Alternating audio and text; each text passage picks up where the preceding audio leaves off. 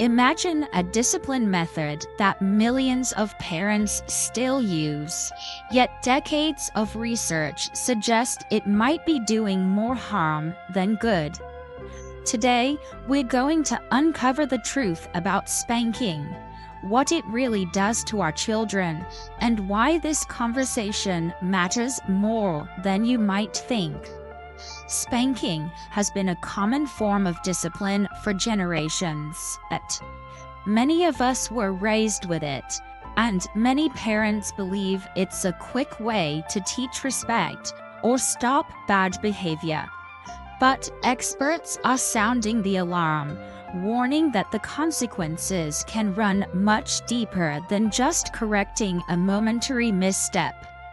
In this video, we'll explore both sides of the debate, look at the scientific evidence, and reveal safer, more effective ways to guide our children.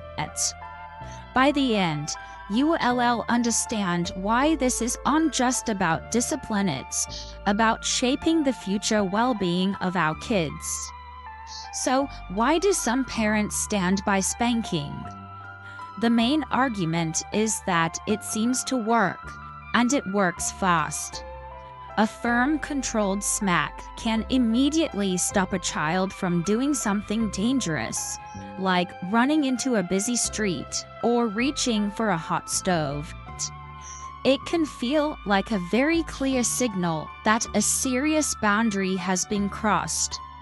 Proponents also say that when it's used rarely and without anger, some children learn their limits more quickly than they would with just words. Historically, in many cultures, mild physical discipline was just a normal part of raising kids, seen as a necessary tool to instill respect and obedience. It's an approach that feels familiar to many because it's been passed down through generations, often with the belief that it worked for me, so it will work for my child. But what is the hidden cost? The emotional toll can be significant. A large body of research shows that children who are spanked regularly are more likely to struggle with anxiety, depression, and low self-esteem. It can also, ironically, make them more aggressive. When we use physical force to solve problems, we unintentionally teach our kids that hitting is an acceptable way to respond when you're frustrated. Physically, even a light spank can sometimes lead to an accidental injury, and it's a slippery slope. Perhaps the most damaging effect is on the parent-child relationship itself. When a child is spanked, they may start to fear the person who is supposed to be their source of safety and comfort. This fear can erode trust and shut down open communication, which are the absolute foundations for a child's healthy emotional growth. The short-term goal of stopping a behavior can end up damaging the long-term connection you have with your child. And this isn't just a matter of opinion. The science is quite clear. The American Academy of Pediatrics states that spanking is associated with an increased risk of negative behavioral, cognitive, and mental health outcomes. Dr. Elizabeth Gershoff, a leading psychologist who has studied corporal punishment for years, emphasizes that even what parents consider light spanking can contribute to aggression and antisocial behavior later on. Experts overwhelmingly agree that nonviolent methods of discipline are consistently linked to better outcomes, helping children develop emotional regulation and fostering stronger parent-child bonds.